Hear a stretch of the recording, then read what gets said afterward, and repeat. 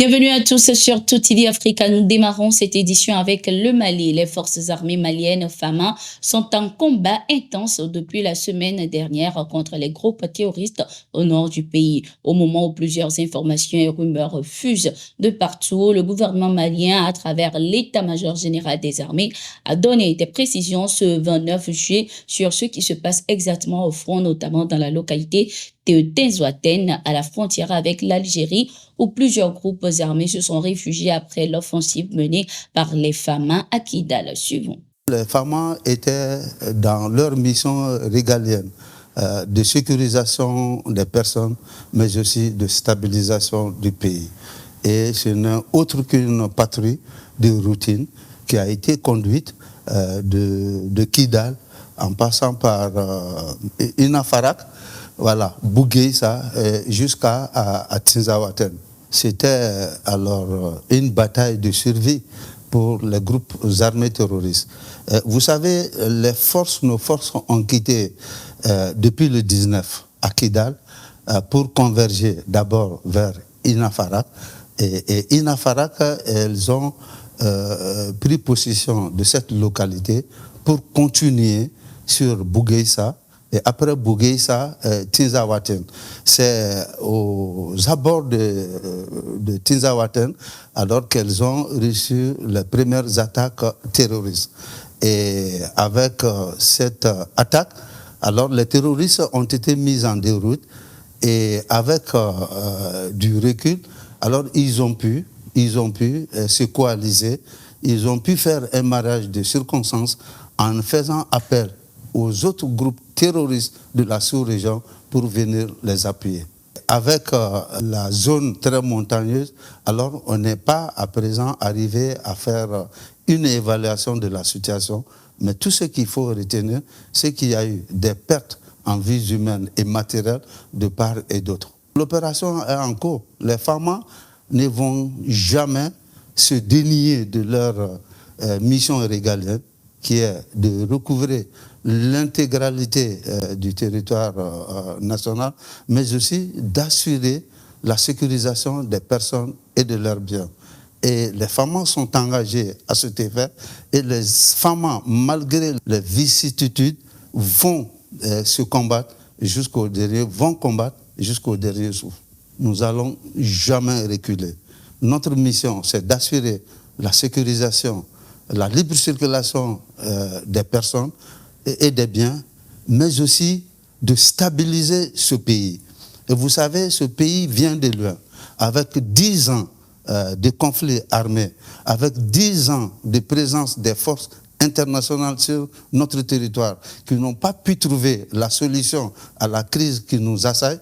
Alors, les forces armées maliennes sont aujourd'hui seules à faire face à cette cohorte de terroristes et disons à cette cohorte de terroristes internationaux qui sont sur notre territoire et qui ne veulent pas que les FAMA aillent jusqu'au bout de leur mission. C'est la guerre informationnelle, c'est la guerre communicationnelle que notre pays subit, que les forces armées maliennes subissent depuis des années. Et il faudrait bien que la population comprenne que ce que ces forces, ce que ces médias qui sont en train de dénigrer nos forces, qui sont en train de porter l'opprobre sur nos forces, que la population malienne sache que c'est des tentatives de déstabilisation de notre pays. C'est des tentatives de dénigrement de notre armée qui est en train, depuis bientôt 2 à 3 ans, qui est en train de monter en puissance.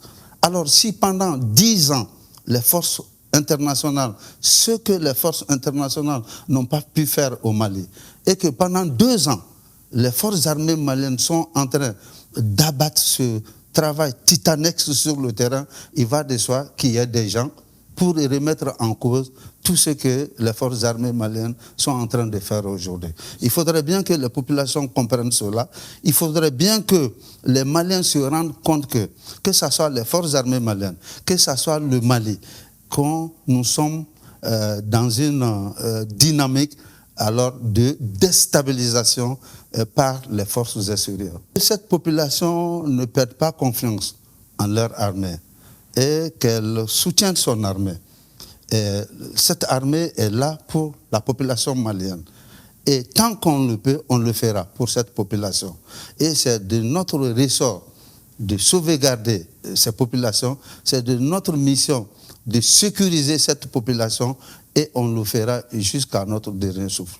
Depuis que les opérations ont commencé, les populations ne cessent d'informer les forces armées maliennes sur les mouvements des forces terroristes, sur leurs sanctuaires, mais aussi sur leur logistique, leurs points de ravitaillement.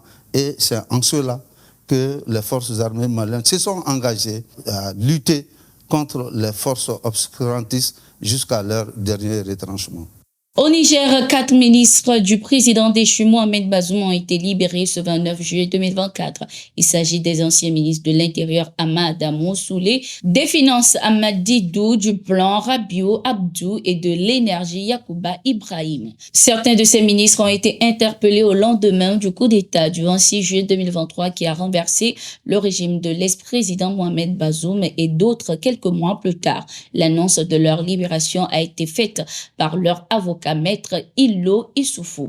La mise en liberté provisoire de ces personnalités intervient quelques jours après la commémoration de la première année du CNSP au pouvoir au Niger. Précisons que le président déchu Mohamed Bazoum est toujours en résidence surveillée avec sa femme. Son premier fils a été libéré grâce à la médiation togolaise. Mohamed Bazoum, de son côté, est accusé de complot, d'attentat à la sécurité et à l'autorité de l'État, de crimes de trahison, d'apologie du terrorisme et de financement du terrorisme. Son immunité a d'ailleurs été levée, ouvrant la voie à un procès à son encontre. En Sierra Leone, le chef de sécurité de l'ancien président Ernest Bai Koroma est condamné à 44 ans de prison pour son implication dans la tentative de coup d'État qui a secoué le pays le 26 novembre 2023. On lui reproche d'avoir hébergé l'un des poutistes du nom de Torlo Bangoura après la tentative de coup d'État. 11 personnes, dont d'anciens soldats et policiers, ont été condamnées à de lourdes peines de prison pour leur rôle dans cette tentative de coup d'État. Et Ibrahim Cissé, le 9e accusé, était responsable de la sécurité